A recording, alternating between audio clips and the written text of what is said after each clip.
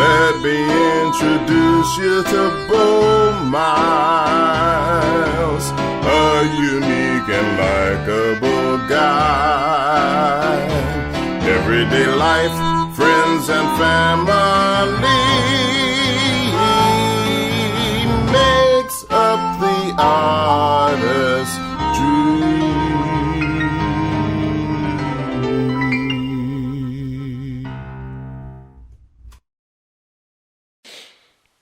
Here we are, another episode of the Artistry of Podcast. I am your host. He is I and I is him. Slim with the tilted grin. What's my motherfucking name? Snoop Doggy Dogg.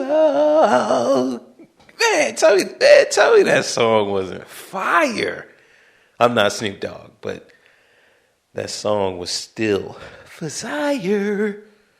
I am your host, Bo Miles. Well, I don't know if I'm not even your host, because what am I hosting? I'm not hosting anything. But the voice that you are listening to is DJ Easy.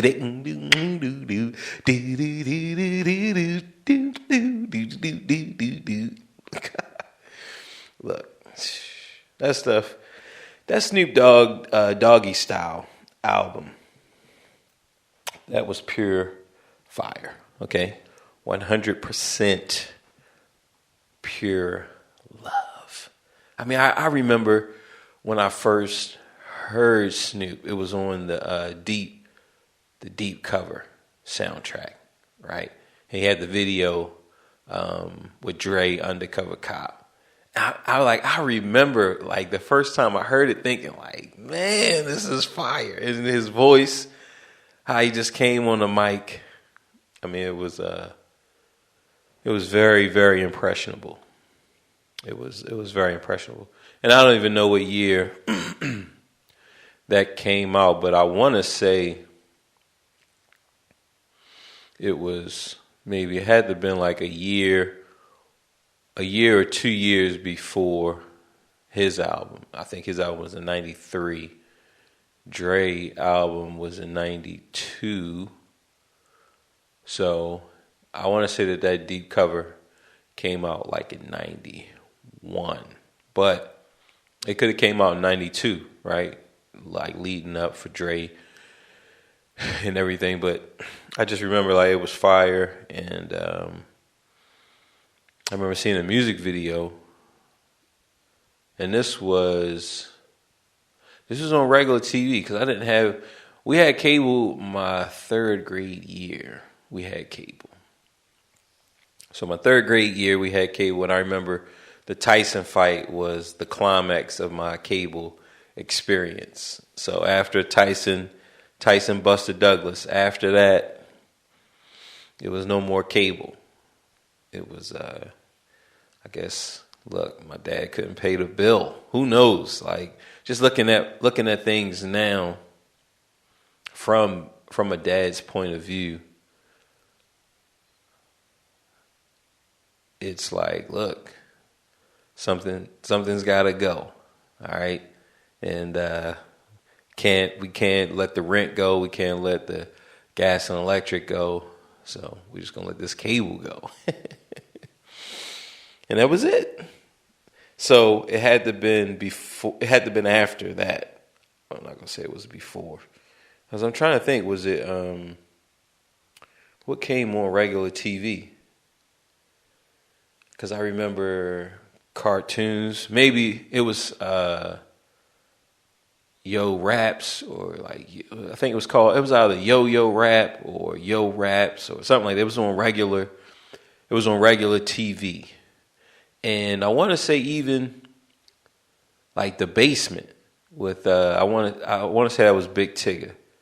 I think Big Tigger had The Basement. But see, I just can't remember what channel this stuff came on. Like if it was Fox or if it was the alternative to Fox, which I don't know if they even had a name, because back then, we talking about the 80s and in the 90s, you had whatever that other network was. So it was channel 45. So 45 was Fox, and 54 was the alternate to Fox. But like, I don't even believe they had a name. It was just like 54. So you turn on 45, you turn on 54, and then you had ABC, CBS, and NBC. So those were your channels. That was it. That's all you had.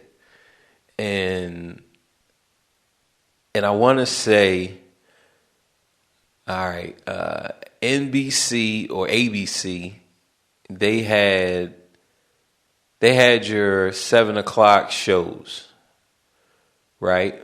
Which I'm not even sure if they were called like evening sitcoms, or I really don't know what they were called. But around 7 to 8 o'clock, you had those shows, and I want to say that's really when you turned on ABC, NBC, and CBS as a youth, rocking the go-to Flow Goose. Only way I begin to G off a drug loot. Okay, so that was the extent of those channels: NBC, ABC, and CBS. Far as the youth, okay, handcuffed in the back of a bus, 40 of us. This episode, we're just celebrating life. We're celebrating humanity. Now, before because I was sitting on this, like my mind, because this is usually how I like to create. This is how I like to create. I just like to sit with an idea and just think about it.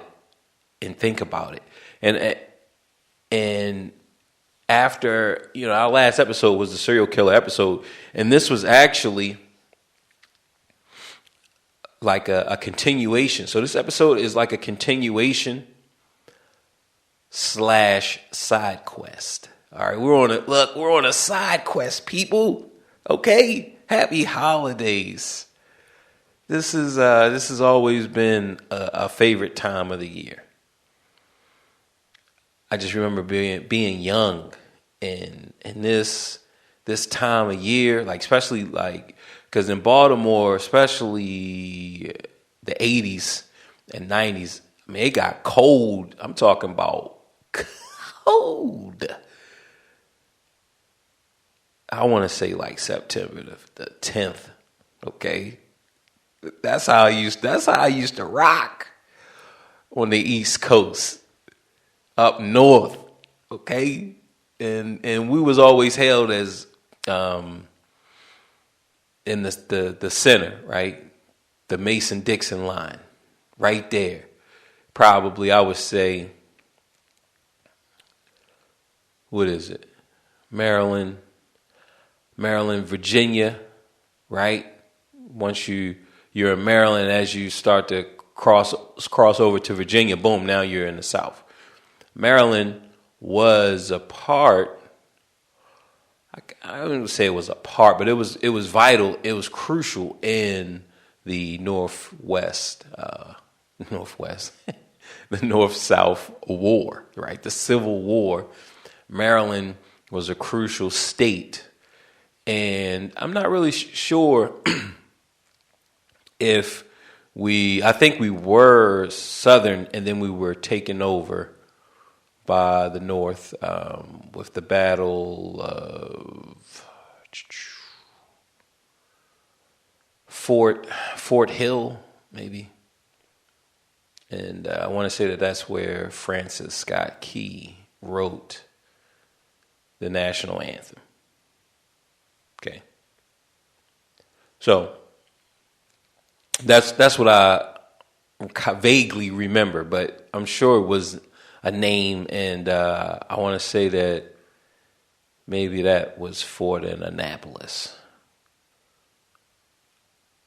Right. So, but all in all, I mean, it was just cold. Okay. You're definitely not in the South. It's cold. It's freezing. And Baltimore was no stranger to that cold. And so around September 10th, September 15th, you could feel it. It'll start, look, it's cold out here. It's cold. And it just marked the beginning of a beautiful time. So you got the school, because I remember school always starting after Labor Day. Things changed probably when I'm not sure if I was in middle school, if that's when the change happened, or if I was in high school, or if I was out of school. I'm not really sure, but at some point they started going earlier and earlier, right? And I just remember really my kids, their school schedule dominates my school schedule, because their school schedule is more important than mine, because I was responsible for their schedule. So like I remember their dates more prominent, but I do vaguely remember a time when we used to start after Labor Day, start in September. And just a few days after that, boom, it was cold. Like, so you got the summer, and you out there in the summertime, ooh, summertime, right? And bang, bang, look, wintertime. Wintertime is here. Happiness and cheer. Right? So you got that. And boom, Halloween, right? It's always freezing around Thanksgiving. It always snowed before Thanksgiving. Here, let me get a drink while I'm talking. So it always snowed, I would say, before, right? So it snowed before Thanksgiving, on Thanksgiving, or like a day, 2 days after Thanksgiving. That's how it always worked back in the 80s and the 90s. And, I talked about this before, but just the snowstorms, like the blizzards, we used to get blizzards, those cold fronts. I mean, it was beautiful. It was a real beautiful time. So that's really what we're celebrating, right? We're talking about the Snoop, right? Snoop, just when I'm introducing myself, and just remember that. But, so we're on a side quest, and this side quest, we're celebrating humanity, but we're trying to look and understand humanity, right? Understand humans.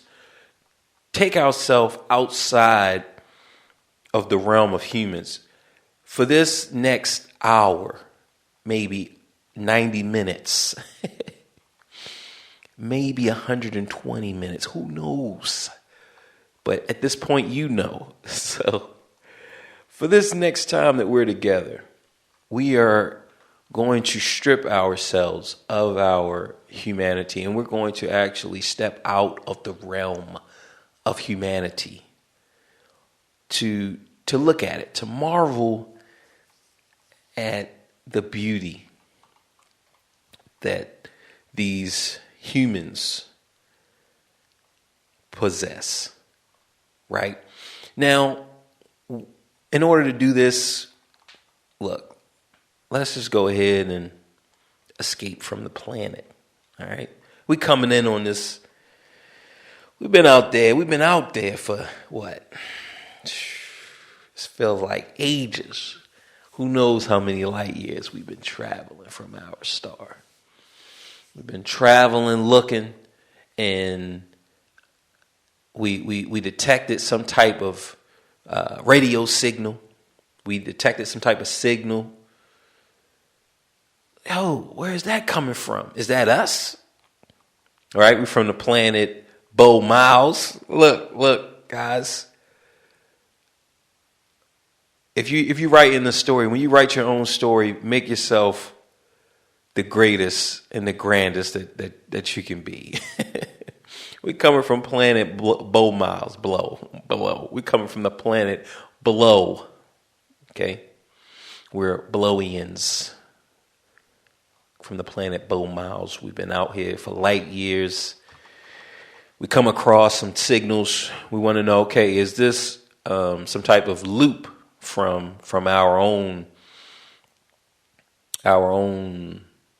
civilization, right? Is this some type of bounce back from an earlier civilization from which we spawned, right? Now that we have intergalactic travel, that means that we have sustained life and consciousness, our way of consciousness. We have sustained it for,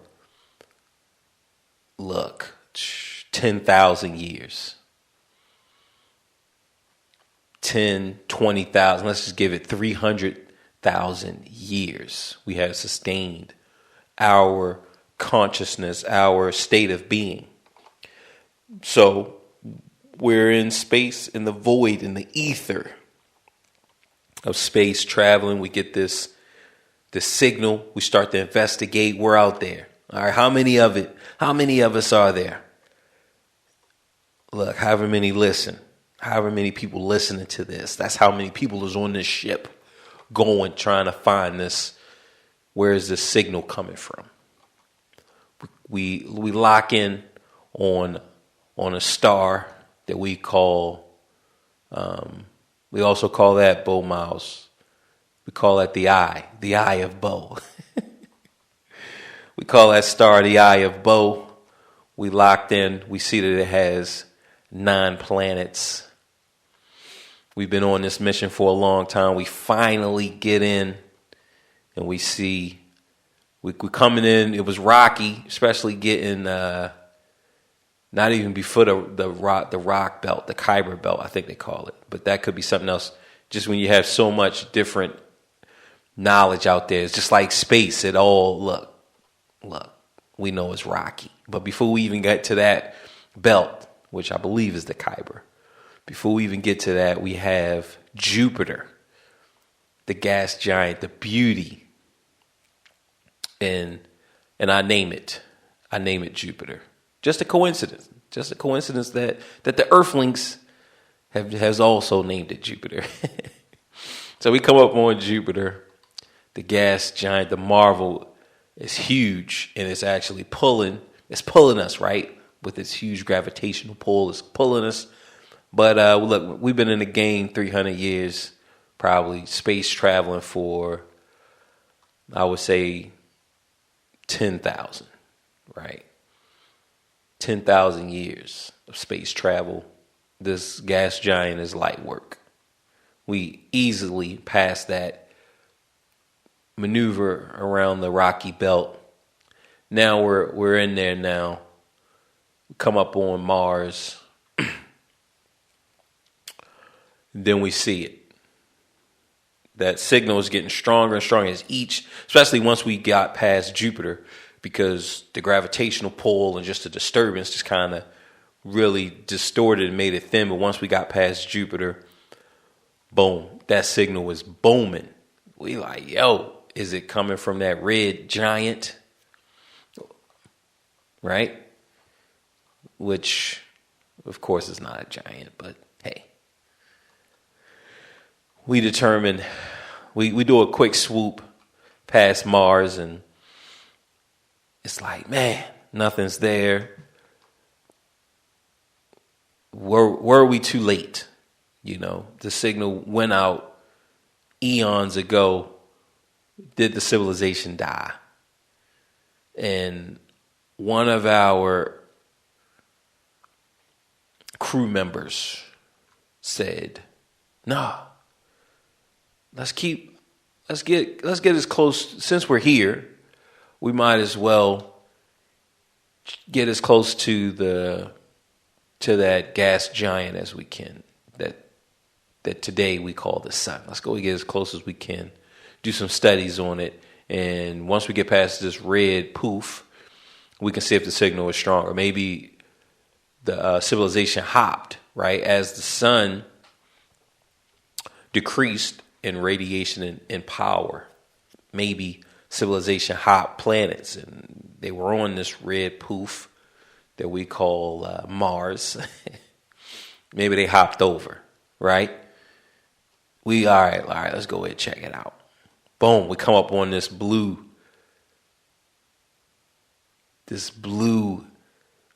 being, this blue crystal, this blue balls. And we can already see life already. Just, I see trees and stars, red roses too, right? Look, this is it. This is it. And look, first thing you're going to do is, according to the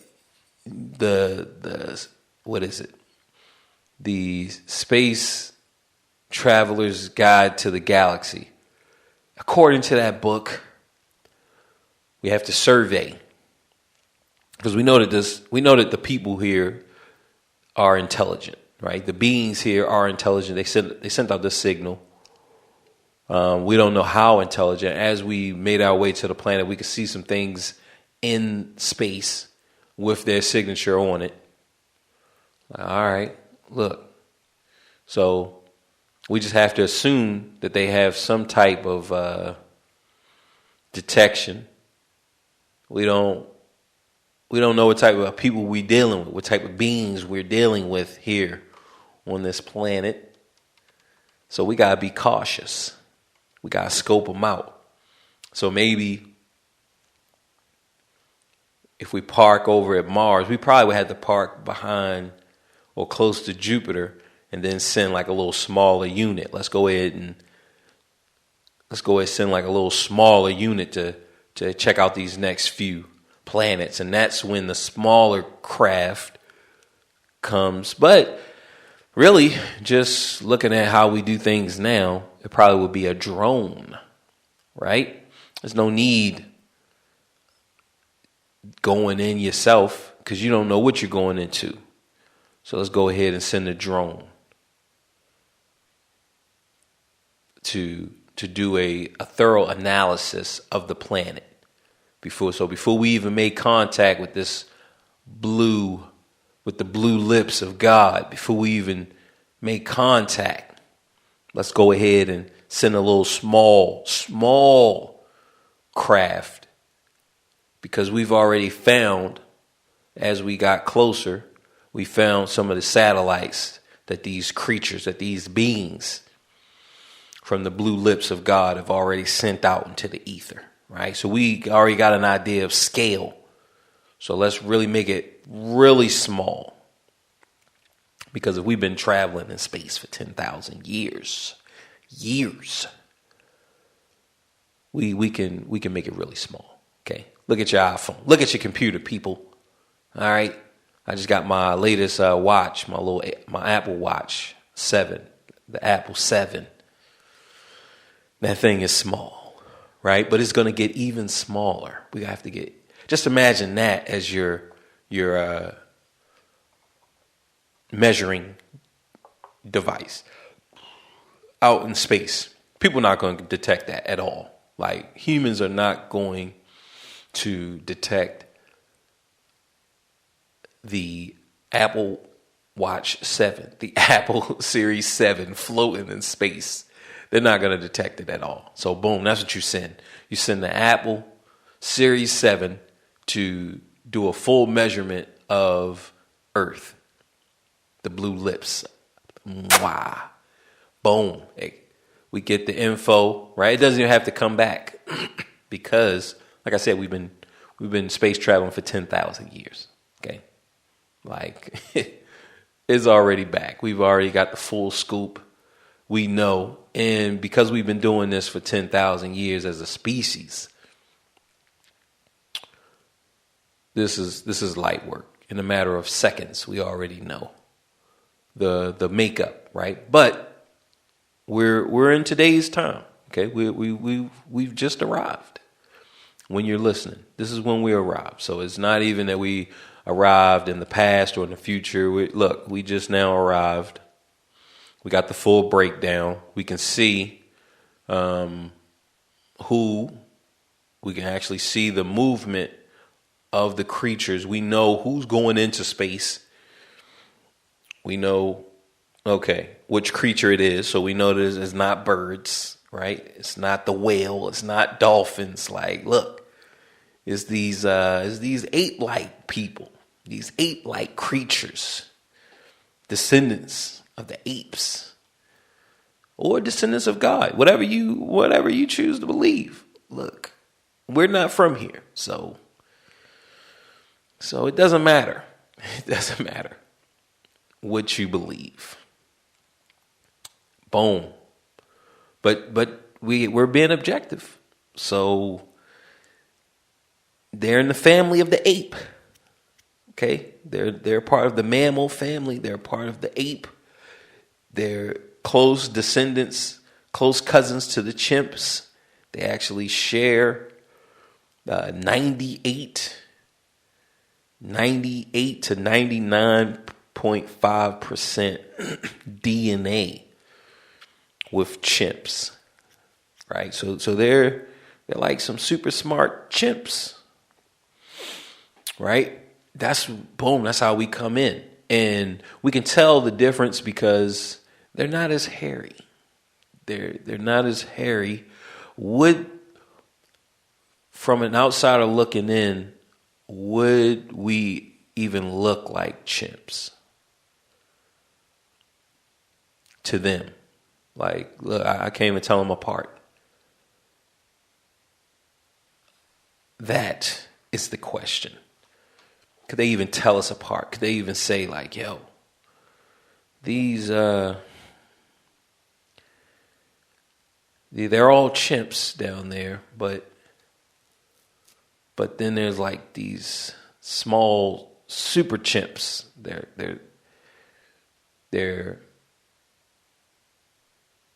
bigger, but they have all of the smaller chimps. Like they have some of them like kind of locked in to places. Like they definitely control the environment, right? Boom. Now we're blow-ins again. We've locked in on humanity. They're the ones doing all of this. They're the ones who sent out the signal to us. Let's go ahead and watch and observe. And what do we see? We see that people are very interesting, right? We see, but that's only if you can even get to understand humanity, right? Luckily, we've been doing this for 10,000 years, right? Like human civilization as we know it has not even been around for 6,000 years. Like, I think that's as far as Bible time goes. Bible time goes back 6,000 years. And I want to say that regular man as we know it goes back 10,000 years, right? But we're talking about hunter-gatherers, like just as far as we acknowledge a certain way of life goes back to 10, even though there's proof that it may go back even further than that, using like carbon dating and things of that nature. So luckily we've been doing this part as these blow-ins. We've been doing this for 10,000 years. So we can cut right through. We have plot armor to understand human civilization. But let's come out of human civilization for a second, because this is when we come out of it.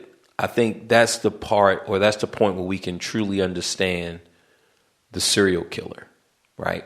Now, this side quest is still in the same game, right? So, if you a game that I really like is Elder Scroll, right? Skyrim. Now, I liked all the Elder Scrolls. I didn't play 4, Oblivion. I didn't play that. I think I was mainly playing Tekken. And when Oblivion's, but Morrowind's that's when I first got in, was on Morrowind, and I really liked it. And then when Oblivion came out, I'm not sure, maybe I didn't even have a 360, but at the time. But I'm sure I would have liked that as well, Oblivion. And boom, then we got Skyrim, for which I have it on every platform that it's available. And I play it from time to time. So we're playing Skyrim. These side quests are still in the realm of Skyrim. So you doing a side quest in Skyrim, you can't pick up a gun and then it changes into Fallout 3, right? Or if you're playing Fallout 3, you can't go on a side quest and all of a sudden now you're fighting dragons with the sword and all the guns and the terrain changes and now you're in Skyrim, right? So this side quest that we're on is still trying to understand serial killers because it's still a human trait if you're looking at it from this game that we're playing. Far as we're outsiders, we're coming in, we're just observing human behavior, right? We're trying to better understand humans. So when we step back a layer, so right now, we're ready to we're at the front lines of human consciousness, right? Far as us truly being humans, I mean, we're on the front lines. But once we go back to Bolognian, once we go back to that, then there's going to be a barrier. It's kind of, if we think about humans trying to understand chimps or ants or dogs or any other creature other than ourselves, I mean, we can look at them and make a guess based on our thinking. But that's really all we're doing is making a guess based on our own thinking and our own logic and our own way of life. But there's a barrier. There's something in between us and our dog, or us and our cat, or us and the squirrel, or any other animal, any other creature. So as this alien, this extraterrestrial coming, trying to understand and see humanity, we're going to see, okay, they are advanced. They are in space. They're actually sending out signals, and they're looking for other intelligent beings, right? But they're a little naive because we've been doing this for 10,000 years, and this is where we can't escape being human, because the laws of the laws of humanity states that there is danger, that someone who is stronger than you and more advanced than you can and will dominate you and potentially destroy you and conquer you. That is human thinking. Only because that's what we do. That is who we are. And we've been doing this every race, so-called, I got to put a quotation on so-called, because there's only one race, and that's the human race. But every little side quest, right? Every side quest of race has conquered, has killed, and has ruled. Every side quest of human race, right? The game called humanity, every side quest, every avatar as a people, because because at the core of humanity, at the core of being a human, is to conquer, is to rule, is to be ruled, is to kill, is to have sex.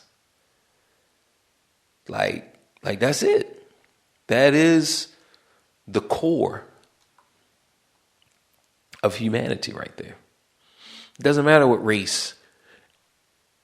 And only thing race is just an indicator of diet and environment. Like that's it. That's all race is. It's just an indicator of diet and environment. It just says that we do not eat the same and we do not live in the same place. We do not come from the same place. Something happened to cause something that happened in the environment and something happened in the diet to cause change. Right? Like something happened. If we go all the way back, we keep going back, eventually we will come to one variation, right? The Prime. I've been watching Kang. I've been getting ready for Kang in the Marvel cinema universe, right? And he was introduced on Loki's season finale as the one who remains. And people were like, yo, that's Kang. That's Kang. And it's fire. So he has waged war with himself, all the different variations. And not all of them, but some of them came together, but a bunch of them are fighting each other.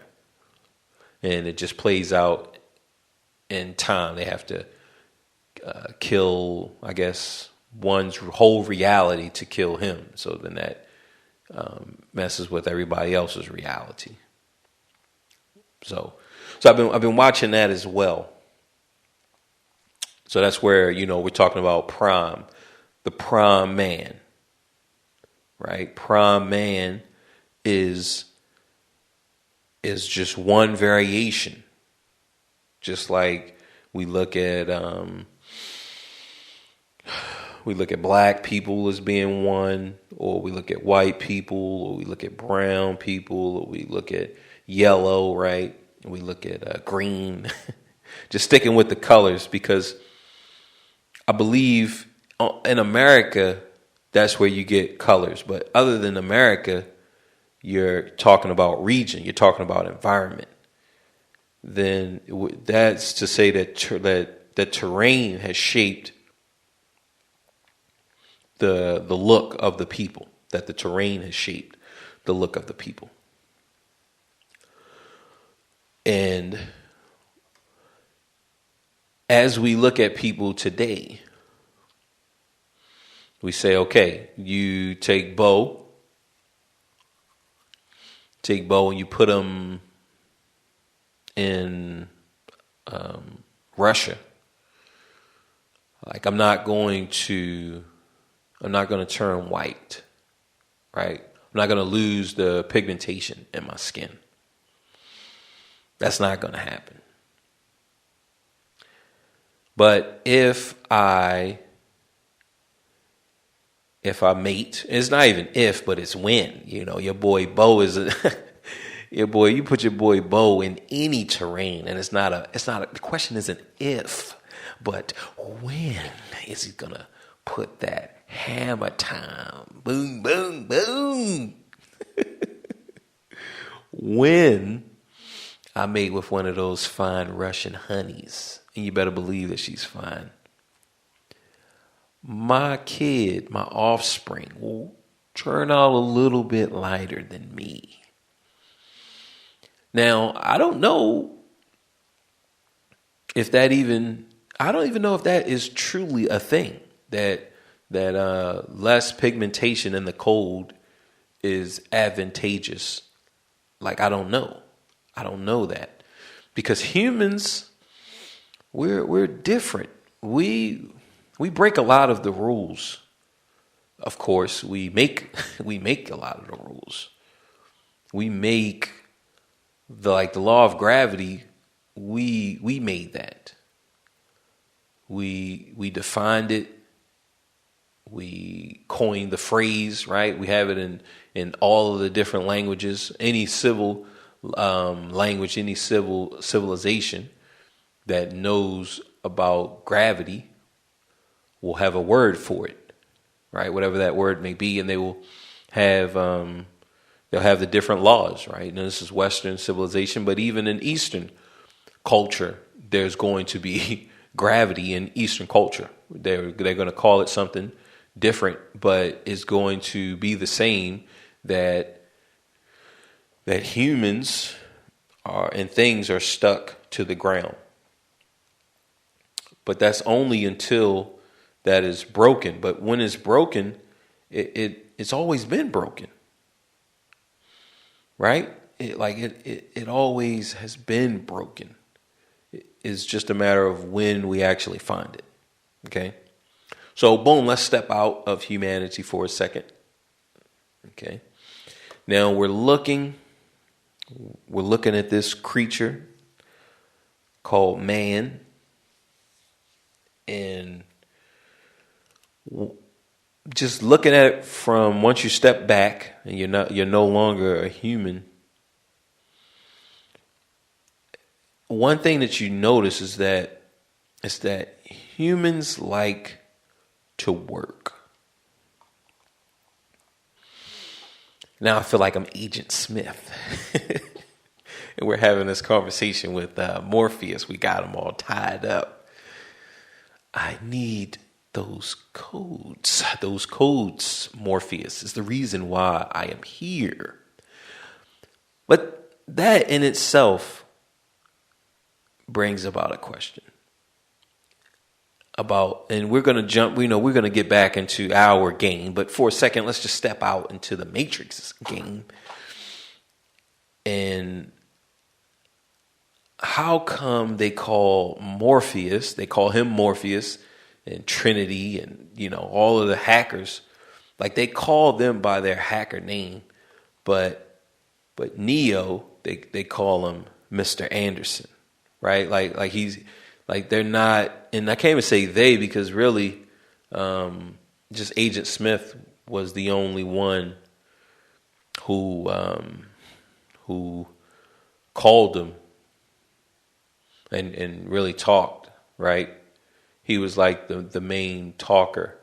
So even in that instance, and the new Matrix is coming up soon, so I really can't wait for that. Like I'm definitely excited about that, But Agent Smith, he is also special in the sense that even though he's a program, like he's showing free will. He's showing that, look, he's a program, but he's actually thinking and stepping away from the hive, for which his whole arc is like that.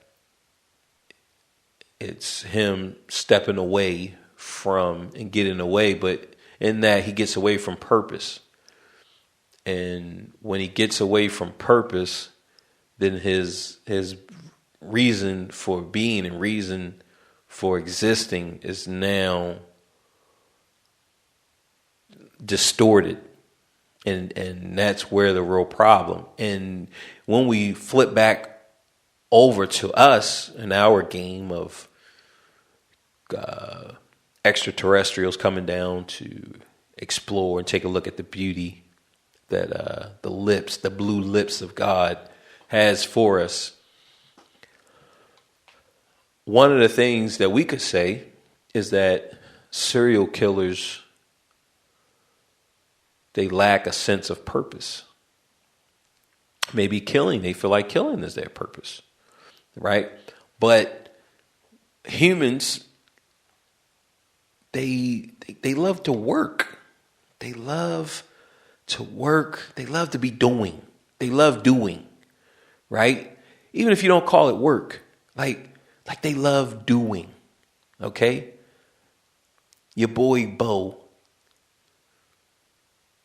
he loves doing, whether it's doing music, whether it's doing a little bit of art or trying anyway. I don't do art, but I love trying video games, right? Like I'm always doing, and I feel like that's humanity.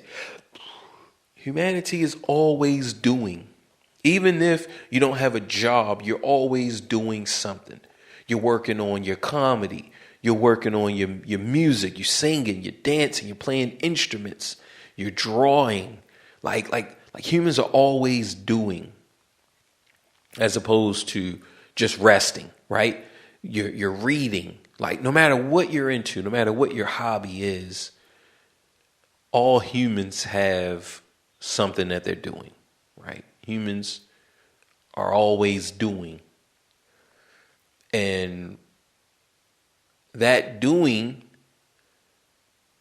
produces a trail. It can bring about change in the physical world. Now that doing can start in the mind, which, it has to start somewhere. So it starts in the mind. You are thinking.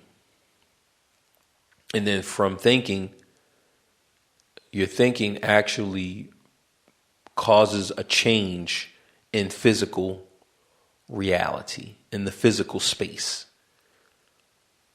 So thought is infinite. This physical realm is more finite, but from the infinite can cause about a change in the finite. And all creatures have this ability, right? All of the creatures on earth has this ability, even if it's breathing, right? Breathing out carbon, and we have enough trees that soak it, that brings it in, right? Now, if the ratio gets cut off too much, then one will outweigh the other, which will cause an imbalance, that imbalance will result in restoration of balance, whether trees will cause about a great extinction, which they have, or I could say plant life will cause about a great extinction, which it has, or animal life will cause about a great extinction, which it has, that will rebalance this thing called life.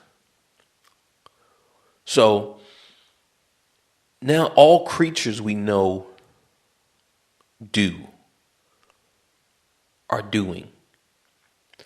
But humans are special in the sense that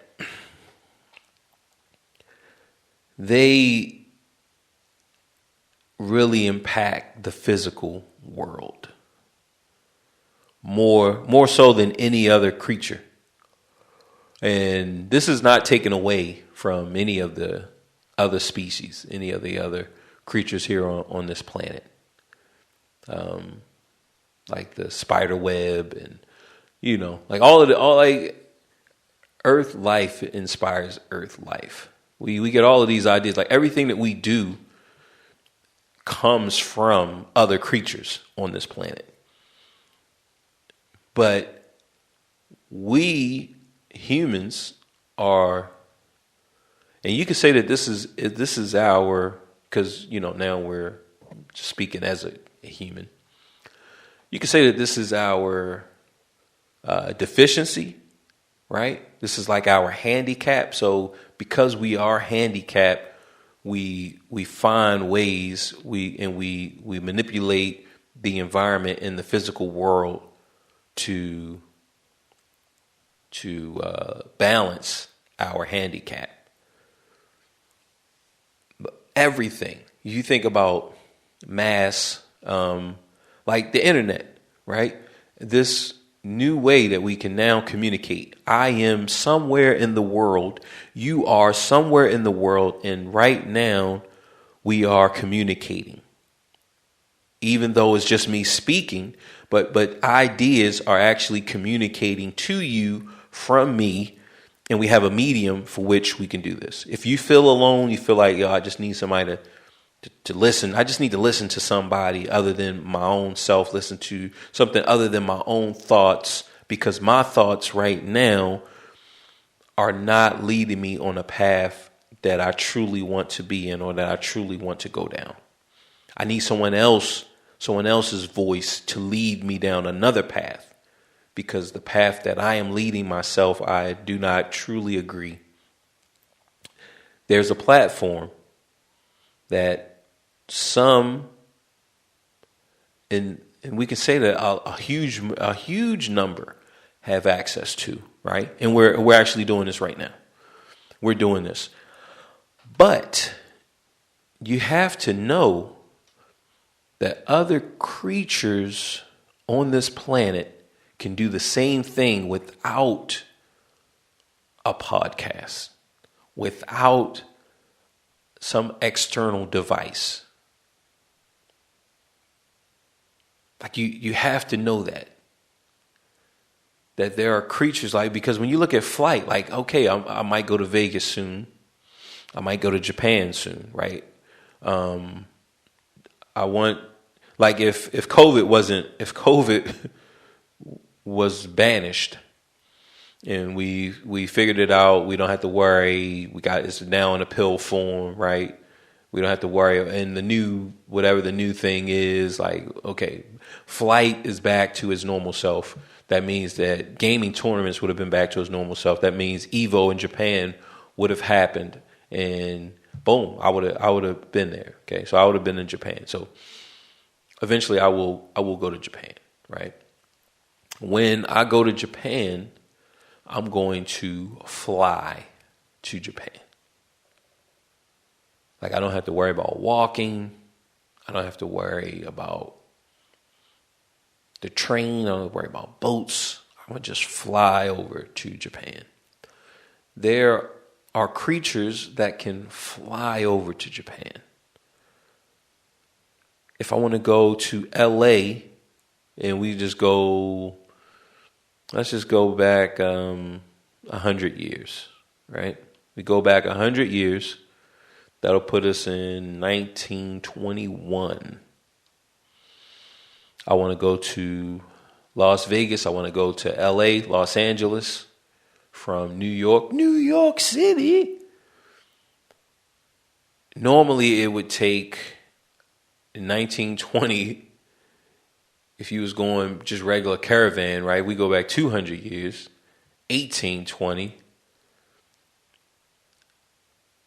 That trip would probably be 2 weeks. That might be a week to 2 week trip, right? But during that same time in the 1820s, there was a creature that could get there in a fraction of the time, that could go from New York to Los Angeles in a fraction of the time that it took humans to go. We can actually Google and see how long it would take for me to walk from New York to LA. And that would be continuous, but we know that we would have to multiply that, right? So as the further we go back in time, the more time it took. But at that same point, whether it's the 1800s, whether it's the 1716, whether it's 9 BC or 45 AD, no matter what time we go back, there was a creature on the planet that could get from point A to point B in a fraction of the time.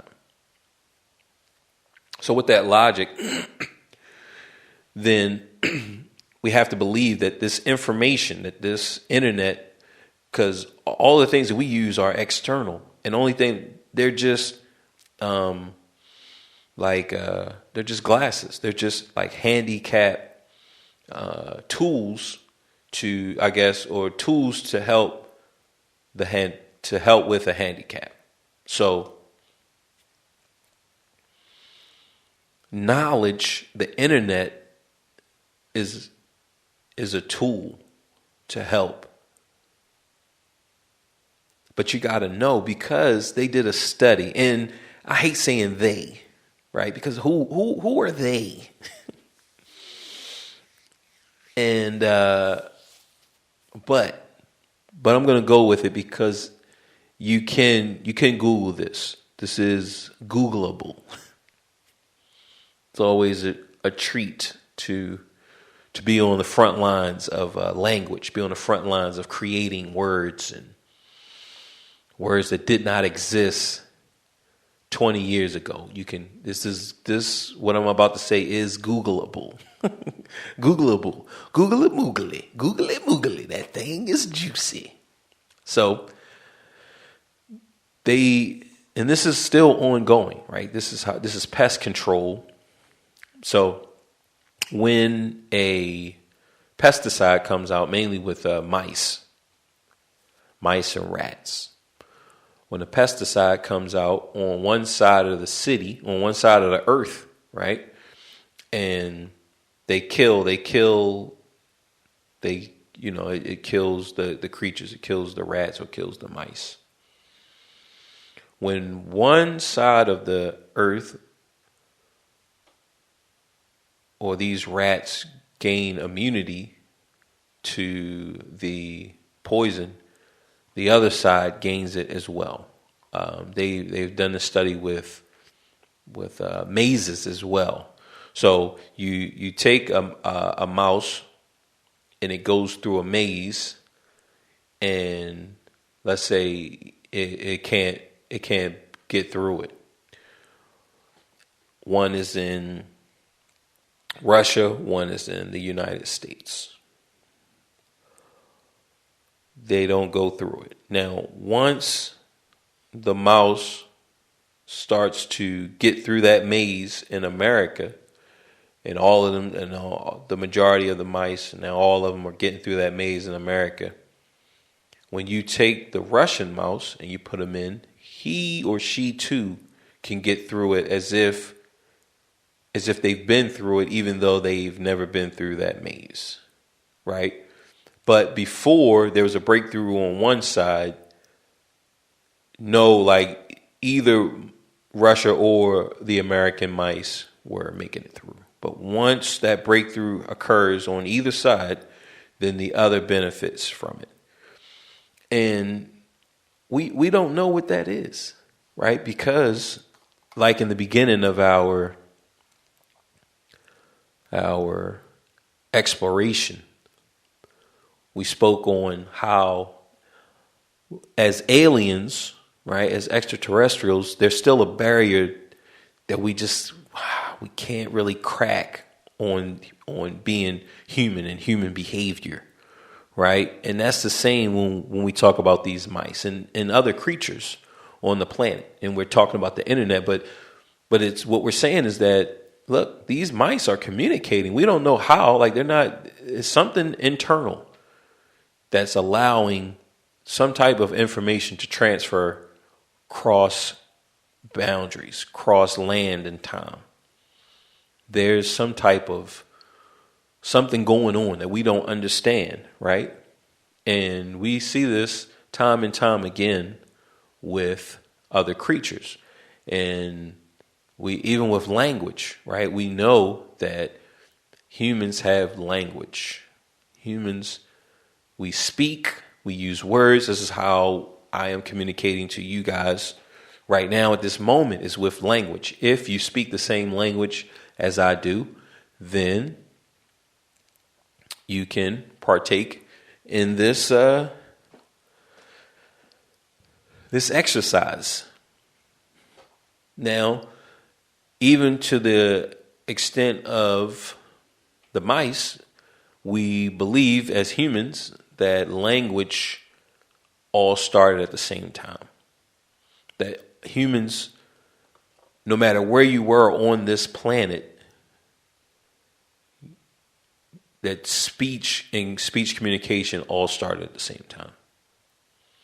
Right? The ability to speak has always been, and And see, this is the thing. This is like the remarkable thing about humans, because creatures, like I've been watching countless videos of the wild, and I'm going to use some of that footage, but creatures, like, they can yell out, they can scream out when they're being eaten alive, when they're being attacked, when they're afraid, right? Like they can yell and scream as if they're either yelling for help, they're trying to get attention, right? So this is they can make a sound to let others know what's going on, but it hasn't developed like human speech.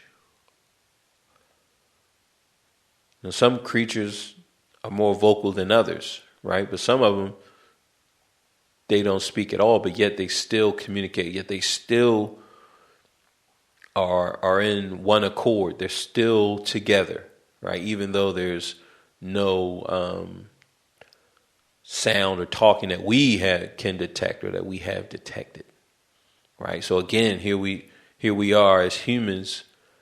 Okay, we're finding some type of external, we're projecting external sound into space around us. Others are catching it with their ears, interpreting, and moving accordingly, right? So this is just another example of humans taking a handicap and just like really dealing with it, right? We're not overcoming, but we're taking something that, okay, we can't do that, but how can we do that, right? This is the beauty of humanity. Now, we're saying, boom, let's step back. As extraterrestrials, we're looking at humans and we're just trying to figure out, how do we make contact? Because if you study humanity for just a day, you're gonna see that we kill each other, right? And you figure, all right, if we're extraterrestrials that have been doing this for 10,000 years, nuclear weaponry, nuclear control, nuclear energy control is something that's going to pique an interest. Hydro, right, which is, I think they say, like 100 times deadlier or bigger, massive, than nuclear hydro energy. Like, all of that's going to leave some type of print. And a creature that's able to move throughout space and time would be able to detect that. So they're going to be able to detect, because now we're talking about the, what is it? It's not Kevlar. It is Kardashev. The Kardashev hierarchy. I think it's called the Kardashev hierarchy, or is the Kardashev civilizations. I know it's like 3 of them, and then some even expanded to 5. And what that says is that level 1, which humans and humanity, we're not level 1 yet, but level 1 pulls energy and has mastered. So it's like I said, we're not there yet. I think we're on maybe 0.6. Some would say that we're like 0.6, 0.5 on the scale. So we use the Earth's resources and the Earth's energy for our energy. That's how we convert it. And it's full. And then So that's one, is to use the planet's energy to be able to, take energy from a planet to propel your existence. Two is pulling the energy from the sun. And three is pulling the energy from the galaxy. Right? Pulling the energy from the galaxy. It's the Kardashev. I want to say this Kardashev. And so something that's able to move and to get here to us, I would say that it would at least have to, it would probably be like maybe a 1.4 or 1.5 on the Kardashev scale. It can take the energy, and really what we're saying is, it can deplete that energy. It uses it 100%. Pick a planet in our solar system, boom, we can take and extract all of that energy that it has that's running it, and we can use it for whatever we want, whether it's to light a civilization for however many light years, or, right? So they would be able to detect that we have nuclear, we have our hands on nuclear energy. We can create it, we can use it, we have weaponized it. They would be able to see see that. And like I said earlier, this is where we can't escape humanity, because as humans, it's hard for us to think of a higher being as not being a conquering spirit. It's not having a conquer mind, right? Even like when we speak of computers even are going to conquer. They want to conquer, right? But that's only because that's what we do. But that's only because that's the planet from which we come from. Like, this planet is, you eat off of other life. Life eats life. Like, that's the planet that we call Earth. So it's hard for us to even comprehend that not playing out. Like, how does that not play out? If there's another creature, if there's some advanced civilization that comes here, how can it not come here to want to conquer, to convert, to, make us all whatever their religion is, to make us all under their rulership, right? These are all human constructs. These are all human ideas. Like, lions, they don't go and take over a flock of sheep and try to convert the sheep, or gazelles, or any other wildebeest, or any other creatures in the Serengeti. Warthogs. Like, they're not doing that. Hyenas. Right? Like, no. When they're hungry, they eat. They fight amongst each other, but I promise you this. Right? They do those type of things, but they're not trying to convert and push. Like, even on the life of a lion. Once a lion is expelled from I don't believe they're called a pack, a pride. Right? So you have a male lion, and he's a part of a pride. He has to protect the pride. Once he can no longer do that, he doesn't go into retirement. Now he gets to chill, and the other younger lions work and make sure that he has some type of sustainable life. Like, no other creature does that. When your time is up, and there are videos on YouTube, if you want to see and want to know what happens to the elderly in the Serengeti. There's videos for you to actually see what happens to the people who are no longer a part of society. But human society, human civilization is based in embraces elders, embraces elderly. Like, I am no longer a part of that wheel, that youth wheel. And I see it every time when I go to work. Like, I go to work and I see a young girl, right?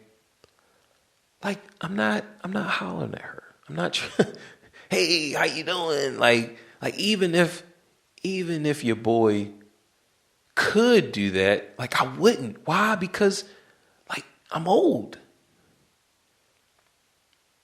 And some would say, age is just a number. Is it really? You're only as young as you look and as you feel. Oh, for real? All right, let's test that. Okay, let's put your old ass around young people, and let's take away let's take away the sorcery that you're going to use called money. So you're 40, 50, around 20-year-olds, around 30-year-olds, and let's take away that sorcery. And let's see how well you do. As a matter of fact, let's take away that sorcery from you for 5 years. Okay, so you don't have any money for 5 years. You live in hand to fist for 5 years, or fist to mouth, or hand to mouth. Right? So you don't have an iPhone, you don't have an Android. Like, you look. We just took away from you now, so you don't even have Obama phone. You don't even have an Obama phone. Okay. When we reintroduce you back into the young population, like, the young people are not going to. You have no value. You've been off the grid for 5 years, so then, I mean, what type of wisdom do you have? Right? Like, what type of wisdom? You can't relate.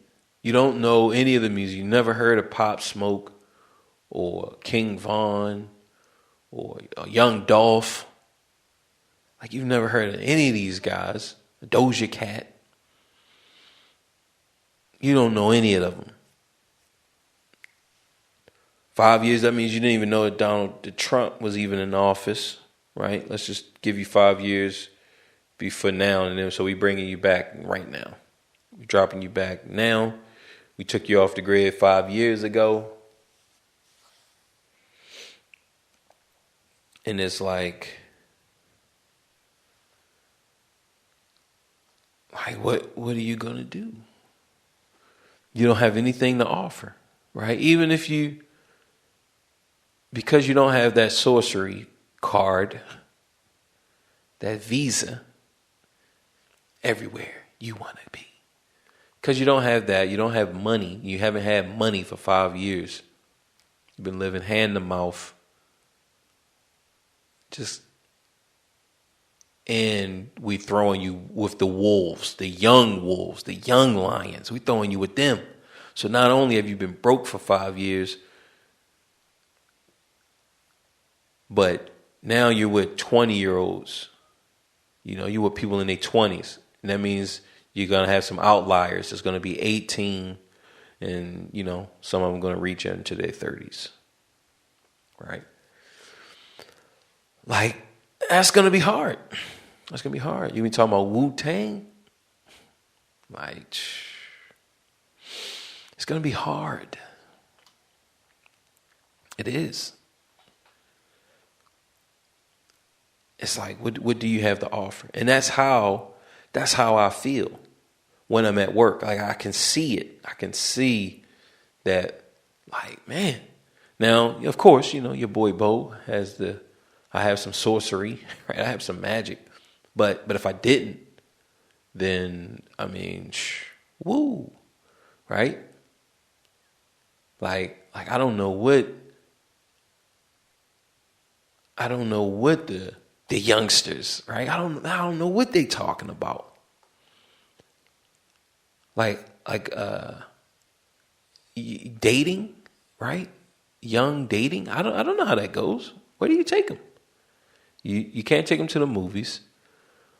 Maybe you can. I mean, like if it was today, I mean, I'm sure the theaters are open, but they're not as prevalent. It's not as big as it was, right? And I'm not trying to romanticize on the past. We just have to acknowledge the present, right? So, okay, I take them, maybe take her to Top Golf, take her to maybe like a lounge, maybe a poetry lounge. I mean, I think that would be the vibe that I would be on, right? So your boy Bo is gonna be like dating some poet or something like like a thinker, right? So I'm gonna go there. I don't know what that scene even looks like. I haven't been in so long. Like I don't even know what that scene looks like. But maybe we would do that, right? So humans value the elderly, right? They do. They because when you look at human existence before books, that's all you had. You just had your elders to tell you, okay, this is the past as it was given to me, that was given to my father, that was given to his father, that was given to his father. Like that's all we have is history, just his story. That's it. That's all we have. And especially after your village, after your tribe, after whatever has been decimated by the next tribe, right? They maybe saw our land, they saw our women, they saw whatever they saw that they wanted, and they felt like, yo, we can take it. The Great War comes, and all of the men are dead. Maybe it's one, right? One of the movies that I really liked was Apocalypto, and one of the most memorable scenes was after a village gets conquered. You had some of the youth sneaking and hiding off into the forest, just a few of them, right?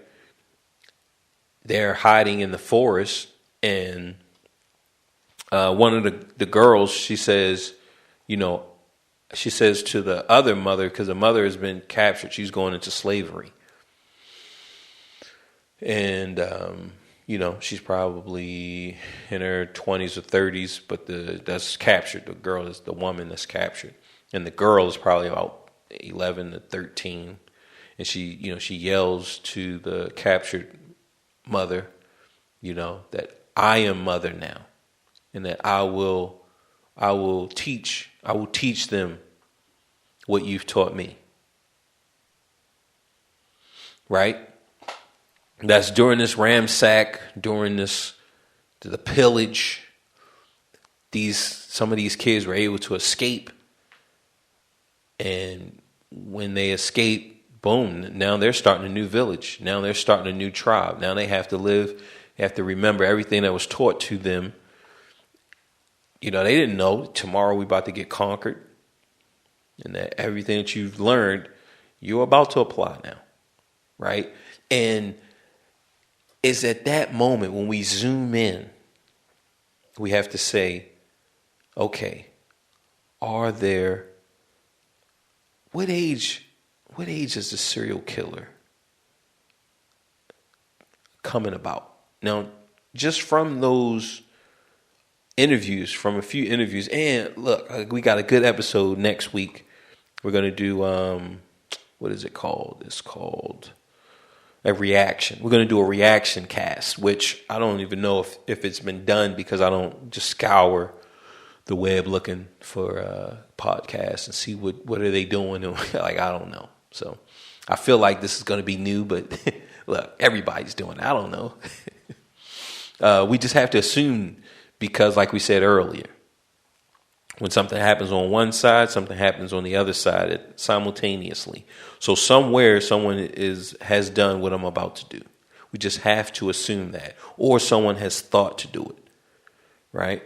So that's next week is going to be a reaction cast, and we're going to actually check out the Golden State Killer's life, his whole story and capture, and we're going to be commenting on it. So that's going to be fresh. I was going to do it now, but I wanted to do this celebration of humanity. So we look at this village, at this tribe that's just been conquered.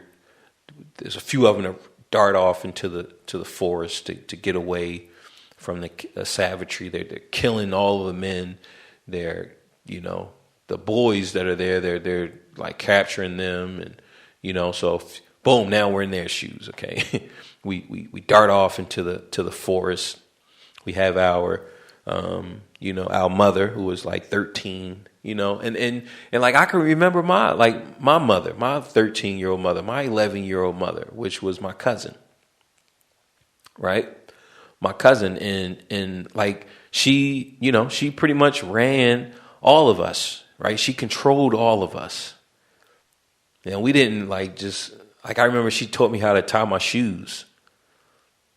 Like she taught me how to tie my shoes, and she just taught me so many things, right? She was like my little mother, right? So I can see her in that role. Like, yo, I'm going to teach y'all, I'm going to protect y'all, and, I'm going to get us ready to be able to live on our own out here in this forest, in this jungle.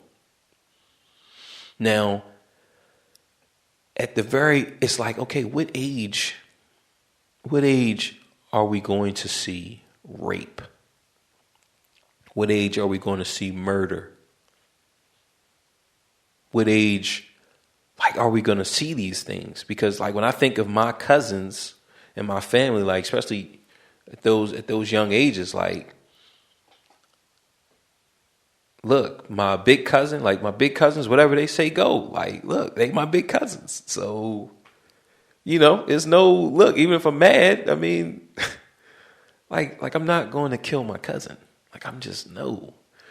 And we're talking about very young because, in Apocalypto, they were probably maybe 6 with like I said, the oldest one probably being 13. So at 6 years old, would you see murder? And I'm sure someone in existence has murdered at 6 years old. There has to be some 6-year-old murderer, or some 6-year-old who has killed someone. So then we have to go back to 5, right? Then we go back to 4, to 3, to 2, to 1, to 8 months, to 5 months, right? 5 months, there are no 5-month-old killers, okay? There's not. And let's say, all right, some 5-month-old rolled over and accidentally killed himself. All right, okay. All right. But not a murderer. So the 5-month-old didn't murder someone. So as we come forward, okay, 5, 6 months, 7, 1, right? There's no 1-year-old murderers, 2-year-old murderers, right?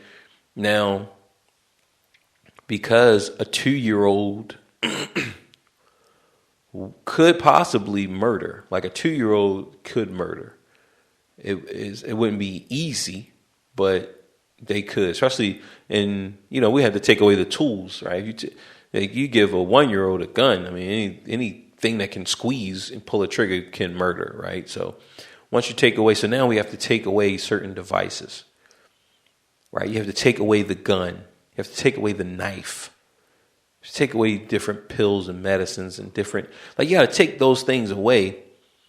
And this is not to say that, that guns don't kill people. Alec Baldwin killed. Like, no, I'm not saying that.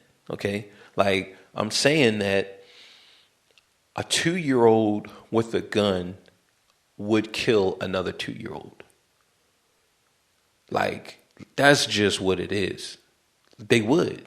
Even they don't even understand the full ramifications of that murder, but they can. And if you gave a bunch of 2-year-olds guns, they would kill each other. If you gave a bunch of 2-year-olds knives, they could possibly kill each other. There are only 2. Would they all do it? No. But at that age, you would have a kid who maybe wants to play with a toy or wants to do something, and some other kid is doing it, and they just, boom, shove that knife, that blade, or put that gun to his head, take a life. And when those other 2-year-olds see what happened, then they would know, okay, I could do that.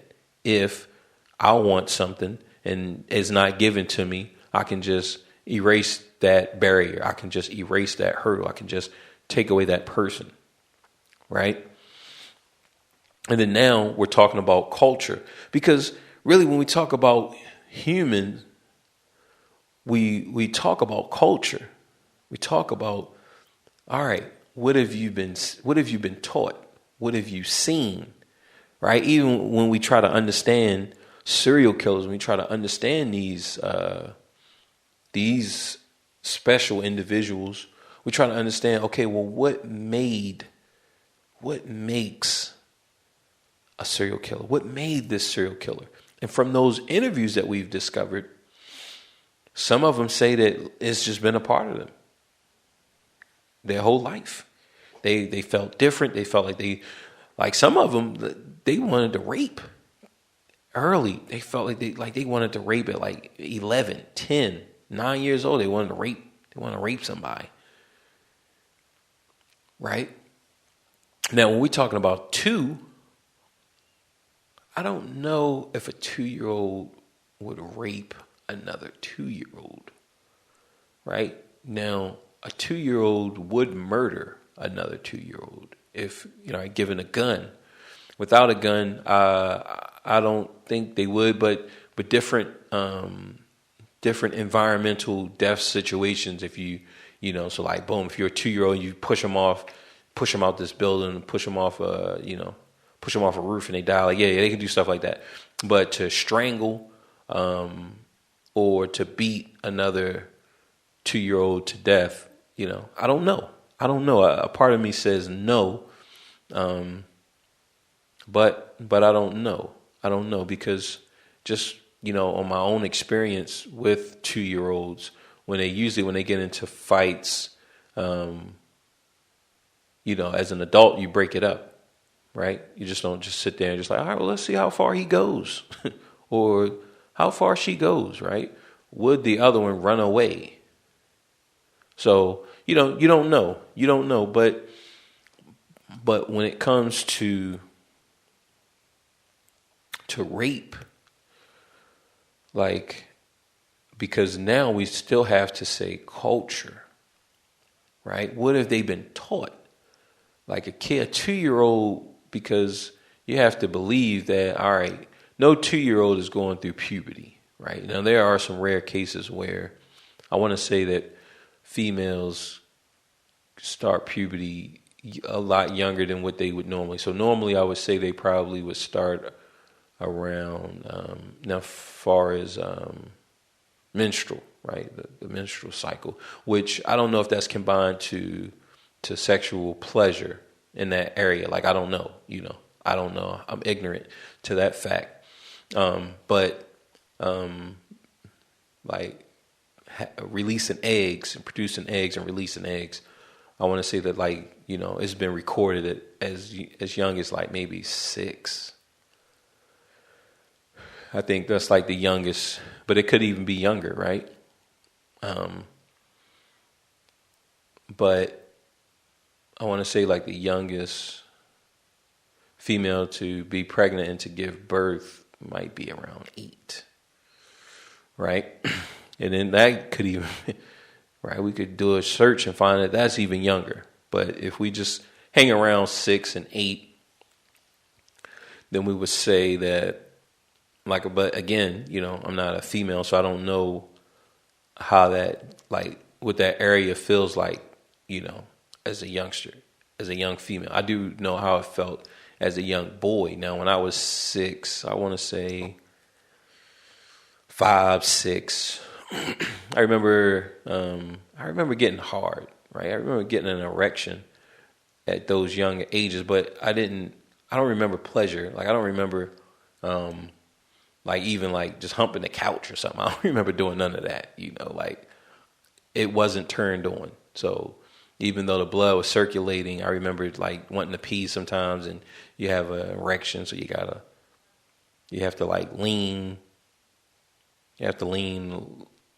over the sink and kind of hold it weird. And, like I remember, and I remember even like at night, I would wake up in the middle of the night. And I was probably like 9 or like 8 or 9. Yeah, I want to say, I probably was even younger, like 7, 7 or 8, between 7 and 9. And, you wake up and it's like, boom, you got an erection. But like I said, it wasn't pleasure attached to it. So I don't know if it's the same way if you're a girl, like I don't know. But, but I didn't have any, like that part, it just wasn't turned on yet. So then we're saying that it has to be related to culture. So if you're that young and you've been exposed to certain behavior, then you're going to just mimic and start to do what you've been exposed to. But if you weren't exposed, I believe, this is just my belief, I believe that you wouldn't even start to entertain that until the testosterone, until you go through puberty. And then, because then is a desire. Like I remember I can say her name because in this context, I'm not saying anything negative, even though I do have a negative story about her, but I'm not saying anything negative about her now. But I do remember the girl who lived down the street from me, Lanisha Smith. And I remember, like, she's like the last girl that I liked before puberty. So like I remember liking her. And I remember going to her brother, and I remember telling him, like, yo, man, I wish I could date your sister. I think his name was Nathan. And, from what I can remember, it was like Nathan or Nathaniel or something like that. And I remember he was like, man, just keep trying, like hang in there. Like that was his advice. Look, man, I think I was telling him like, yeah, man, she don't like me. And I was probably like 8 or 9, right? Like, and he was probably, he was her big brother. So she was my age. He was probably like maybe 11 or 13 or something like that. And, he was like, look, man, just hang in there, She might like you maybe one day. You feel me? So, but she was the last girl that I liked before puberty, right? After puberty, like things changed. It, like it was a reason. It was something behind just liking a girl. And, I could see beauty, like even as a young kid, I could see beauty, but once God put that devil up in you, then it was like the world changed, life changed, the way you looked at things changed. And we can even see that even with bulls, right? Once they get testosterone, They start to change, start to grow horns, like they physically change, right? The chemicals physically change as a person. So you have culture. Oh, okay, this is how things work. And then you get drive, like animal drive, primal rage. What was that game? Alter Beast? No, not Alter Beast. Which that was a good game, but it was like a 3D fighting game, and you could like turn into your alter ego, whatever that animal was. I can't think of the name of that game, but but like once you add that, then it becomes something different. So we'll definitely have to look at these killers, these serial killers, and look at their youth. Okay, early as they can remember. Like I said, some of them say that they wanted to rape at like 6, 7, and some of them when I think one of them, I think his first rape was around 11 to 14, and the girl talked him out of it. But he did it again, and he went through it the second time, and he kind of talked himself up. And that's what you're going to hear. Like even in the Golden State Killer, there was a moment where he talks himself up. There's several moments, right? So it's like it's something on the inside that's causing them, that's forcing them, that's pulling them to a certain thing, and they have to complete it, right? And that is the mystery. Like, what is that? Because in Interstellar, and maybe this is why we say, free will is destiny, right? Destiny versus free will. Because some of these killers, a part of them is like, they don't want to do this. But then it's something higher, something above that I don't want to do it. That's like, nah, we doing this. Like, this is our destiny. So yeah, that's definitely a complicated thing. But we'll jump into that the next one. So I think this has been around 90 minutes. Let's look.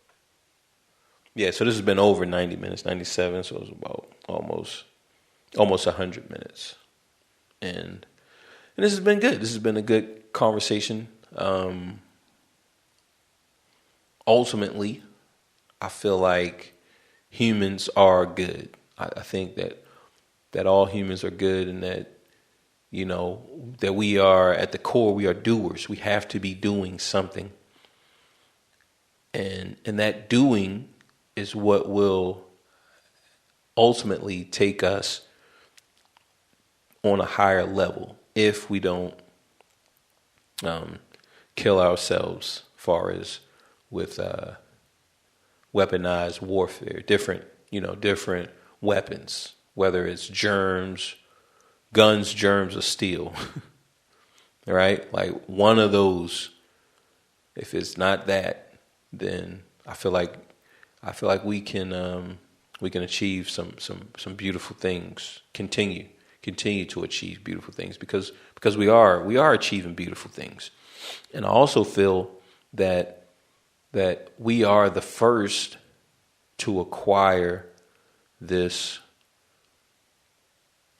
form of consciousness, this form of self-awareness. Because like when you play fighting games, you play just different games, right? You can be caught, like you can be playing like an animal and you're just mashing. We call that mashing. You're just hitting buttons, like, and it's something that you've learned, like let's say as a pattern that you've learned, oh, I do this, and you're doing that, and you could be facing someone who has completely shut it down, and you don't know why they've shut it down. You don't know how they're able to shut it down, but that's only because you're just mashing. You're not really thinking. You're not in the moment, and you're not aware. And you can then start to play more like a human and be aware. Okay, when I do this, they do that. All right, well, let me try and see if I can fake and act like I'm about to do that and see what they do, right? So you start to question. You start to question everything to see different outcomes, see different results. And then you start to adjust and make the proper adjustments. And through that, you're now playing like a human. At first, you was playing like an animal. It was just instinct. It was just, you're just going about doing the same thing that brought success, right? I do this, this brings success. I do this and I hunt and I eat. And you're playing like an animal. But after a while, when it's not working, then you start to play like a human, right? Or you just quit. You can just give up, right? Even that in itself is kind of saying how this kingdom works, how life works. You can give up or you can adapt, right? And through each adaptation, you can keep on going up to the highest level, or you can just stop at whatever level you're on. So when we look at animal thinking, humans, we are animals. And we have tamed and conquered nature to some degree. Now, we can still get eaten by bears and wolves and lions and hyenas and snakes and any other creature that eats upon humans. But we also can identify those creatures that eat humans, and we can tame them without eating them, right? We can capture and find use for creatures without eating them and give them a life that we feel is a life that they should have. Like, we can do that as human beings, and no other animal or being on this planet has shown that they too can do that. Right? So I believe that we are the first with this, but we won't be the last. Because I feel like, just like with dogs, when we look at the wolf, right? There was a certain gene in the wolf. And this is all coming from Cosmos, the TV series, right? Because I feel like people put an emphasis in. Remember, we're doers, so that's good. Like, there are people who can speed read and who can read and comprehend, and they're great at that.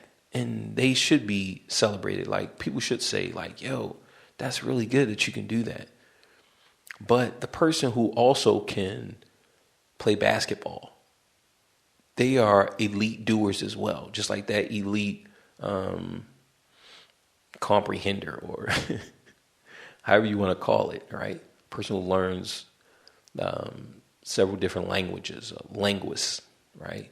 Like that, as well as a person who plays Tetris on a high elite level. Like, they should be celebrated as well, right? Now, when we look at the dog, we go back and we look at the wolf, and whatever gene that allowed the wolf to say, okay, I'm not going to be afraid of humans, and I'm going to actually befriend, or develop this partnership with the humans, and we work together, and that way we can get food, I can get food. Whatever that was in that canine, in that wolf, like, that was something special, right? And we see it, there's different creatures do this with different creatures, right? They work together as a team to, make sure they can eat and get the proper resources that they need to survive. And it's probably, I think it's not a long shot to say that if given the opportunity, because remember, like, we as humans, we haven't been challenged by intelligence. As far as what we deem, we haven't been challenged. So there will be a creature, which, I would think that it would be like a dog, or because they're so close to us, dogs or cats. But there could be another creature that we're not even, that's not even on our radar, that's going to develop a way to communicate with us. Right? Now, one thing that would need to happen is it would need to a benefit for it in us. Right? Now, we want it because we want to understand different creatures. We want to understand them on a more intimate level. Right? But from their point of view, they would probably, it would develop in their necessity to keep existing, right? So if something should happen to where creatures can only truly exist if we deem that they are fit, right? They're worthy, meaning that, like, look, this creature can communicate and can talk, then that's going to shoot and catapult that being above all other beings. Like, so other creatures, so on earth, any creature that shows that it can communicate with us, send us ideas and take our ideas and communicate with its own and with its others, that creature is going to shoot all the way up the human hierarchy, animal hierarchy, and be boom right under us, right? And if it chooses because of, physical anatomy, right? If it's a dog, or something that can't grab and can't manipulate other than with its mouth, then it will always be under us. But if it's something like another ape or something else that can grab and can manipulate and, kind of really create, then it would be, we could see it as a threat. Now, if we see something as a threat, then that's not going to be good for that other animal. If we see it as a conscious threat, like, this has the potential to wipe us out, then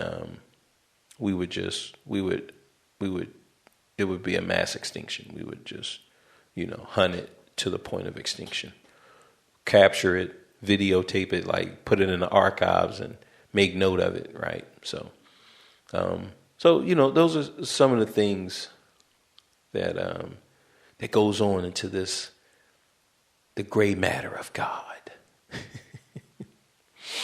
So that's that. It's been a beautiful conversation, or wonderful talking with you guys. It's just a good feeling to know you're alive. It's just a happy feeling. You're growing inside, and when you wake up ready to say, I think I'll make a clapping new day. It's just a good feeling, a very good feeling, a feeling that I'll be back when the week is new, and I'll have more ideas for you, and you'll have things you'll want to talk about. I will too. So long, neighbor. So long. Reese's Pieces.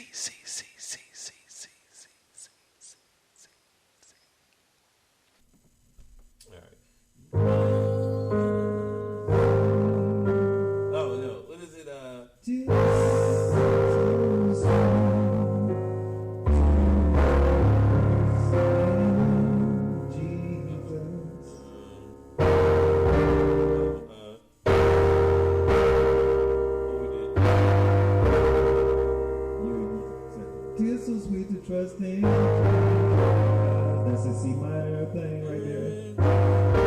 Yeah. It's so sweet